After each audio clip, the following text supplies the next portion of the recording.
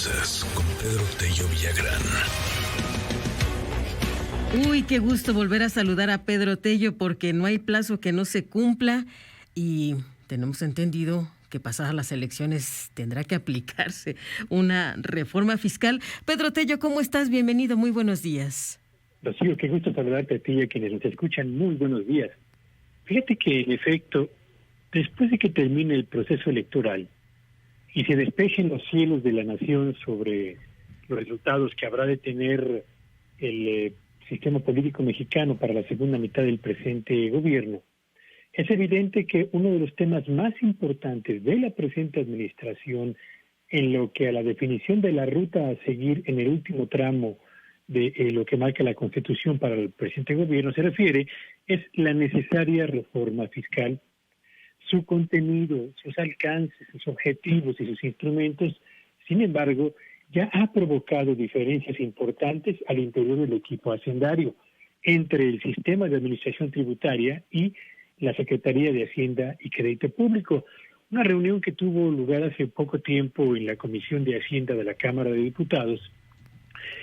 fue el marco en el cual, por una parte, Raquel Buenrostro y por la otra, el secretario de Hacienda, presentaron dos visiones totalmente diferentes en torno a lo que debe ser la reforma fiscal en México. Llama la atención porque estamos frente a un tema de la mayor relevancia y frente a las dos instancias del gobierno federal, que son, en el lado del SAT, el encargado o la instancia encargada de asegurar el cumplimiento de la recaudación tributaria, y por el lado de Hacienda en lo que atañe a la definición precisamente de la política tributaria que debe aplicarse en México. Mientras para Raquel Buenrostro, titular del SAT, la reforma fiscal será una reforma fiscalizadora y administrativa más que tributaria, es decir, no tendrá incremento en los impuestos, tampoco habrá aumento en los impuestos existentes y buscará elevar la recaudación a partir, por una parte, de la revisión o de la fiscalización de los contribuyentes tras los buenos resultados que ha obtenido o que obtuvo en el año 2020, así como desarrollando y promoviendo el arraigo de la cultura del pago voluntario de impuestos entre los contribuyentes, personas físicas y personas morales. Por otro lado, en el otro extremo y en la misma reunión, el secretario de Hacienda, Herrera, señaló que la reforma fiscal se hace en Hacienda, no en el SAT,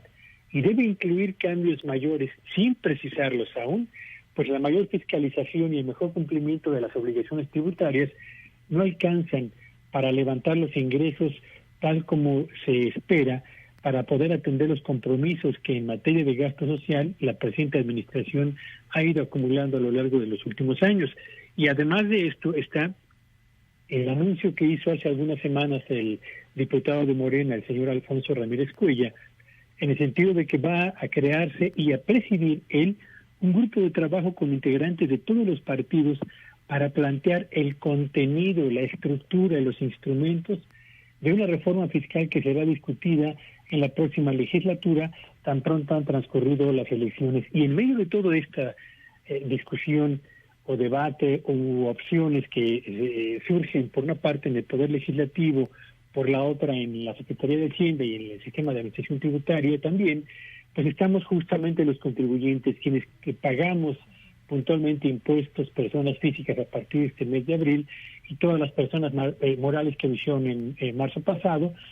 tronándonos los dedos porque a decir verdad no sabemos si habrá más impuestos, si habrá incremento en los impuestos existentes y de qué manera el SAT hará realidad que las labores de fiscalización no se conviertan en mecanismos de terrorismo fiscal como los que se han aplicado en México en otros años. No hablo solamente de esta administración, sino hablo de otros años. Así que vaya tema, Rocío, la reforma fiscal, las diferencias al interior del equipo gobernante y lo que nos espera a todos los contribuyentes. ¿Habría algún sector, Pedro, que observes esté en la mira de la actual administración? Hemos observado que ha ido de manera quirúrgica la señora Raquel Buenrostro acercándose a aquellos que no pagaban impuestos, aunque también hay muchos de estos grandes contribuyentes que siguen sin pagar sus obligaciones y que de alguna forma nadie les reclama nada, ¿no? Y son hartos conocidos los casos. ¿Hacia dónde estarían apuntando? Yo tengo la impresión de que más que un sector económico en lo particular, están concentrándose en los tamaños de empresas. Han hecho una labor y no la han terminado todavía de fiscalización o de supervisión o de ratificación en lo que al cumplimiento de los pagos tributarios se refiere de las empresas de gran envergadura nacionales y extranjeras, asumiendo que ahí es donde la planeación fiscal se aplica con mucha mayor eficiencia para reducir el pago de impuestos por la vía de la insisto, de la planeación fiscal, y van a seguir después con los contribuyentes medianos y seguramente van a terminar con las personas físicas, justamente para hacer un barrido y un peinado que les permita tener la certeza de que se cumple adecuadamente con el pago de impuestos por parte de quienes formamos parte del padrón de contribuyentes actualmente vigente, y ojalá que esa labor de fiscalización que hoy se aplica a las personas físicas y a las personas morales pronto llegue a la economía informal y a aquellos sectores que se han mantenido al margen de cumplimiento de las obligaciones fiscales. Ese es un reto fenomenal, ¿no? El sector informal, cómo darle orden sin también afectar a mucha gente que no ha tenido ninguna respuesta, por ejemplo, de un empleo formal por parte del mercado. Es literalmente el tigre de la rifa, no solo por la diversidad de actividades que integran a la informalidad, sino además por lo difícil que es fiscalizar las operaciones que ahí tienen lugar y, por supuesto, asegurarse que quienes realizan operaciones en efectivo para evitar la generación de huellas en el sistema bancario que permitan al SAT seguirles la pista, bueno, pues se conviertan en contribuyentes eficientes y yo diría regulares en un país en donde el gasto social que está asumiendo el gobierno federal con los adultos mayores, con las personas de diferentes capacidades, con las madres solteras, con los jóvenes que no trabajan ni estudian, con los programas de corte social que han aplicado, Sembrando Vida, entre otros, etcétera, obliga al gobierno a tener que buscar fuentes adicionales de ingreso, porque de no hacerlo, de no conseguirlo, va a enfrentar problemas muy serios para poder cumplir esas obligaciones de gasto social que ya las ha convertido en una obligación auténticamente constitucional. Así que estamos frente a un tema de verdad muy polémico al interior del sector hacendario, yo diría de difícil aplicación en una economía para empresas y contribuyentes que tienen problemas evidentemente por la pandemia y la crisis que esta misma ha desatado, y frente a un gobierno que está obligado a buscar mayores puntos de ingreso para cumplir las obligaciones que en materia de gasto ha asumido voluntariamente. Por último, Pedro Tello, observa de lo decidido en 2013 y de alguna forma que entró en vigor en 2014 en esa última reforma fiscal, algo que no haya acomodado bien en la economía nacional. ¿Habría alguna posibilidad de revertir alguna de esas decisiones de las cuales se quejaron sobre todo los del sector empresarial? Yo creo que la reforma fiscal, la más reciente que se ha aplicado en México,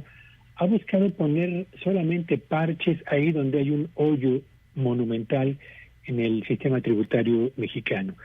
Tenemos evidentemente un sistema que ha ido apretando más y más y más a los contribuyentes cautivos, empresas y personas físicas, y que ha ido dejando espacios abiertos para que el sector informal vaya avanzando con la celeridad con la que lo ha hecho, hasta convertirse en una actividad con un peso relevante en la actividad económica nacional, no así en la generación de ingresos tributarios para el fisco. ¿Habrá posibilidad de que se revierta alguno de los cambios de aquella reforma fiscal? Lo veo difícil. Tengo la impresión de que desde la perspectiva del secretario de Hacienda, y esa es la que yo creo que se va a imponer como la visión para articular la estrategia o el contenido de la próxima reforma fiscal, van a ir inevitablemente por apretar más a los contribuyentes cautivos y por buscar empezar a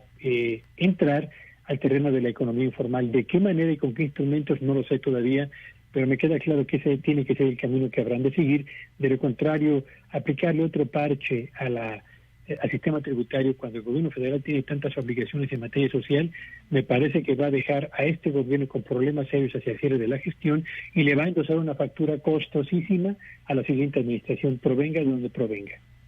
Pedro Tello, muchas gracias por haber estado con nosotros esta Semana Mayor, de verdad, lo agradecemos profundamente. Siempre es un gusto, Rocío, que tengan un espléndido fin de semana y buenos días a todos. Que te vaya bien.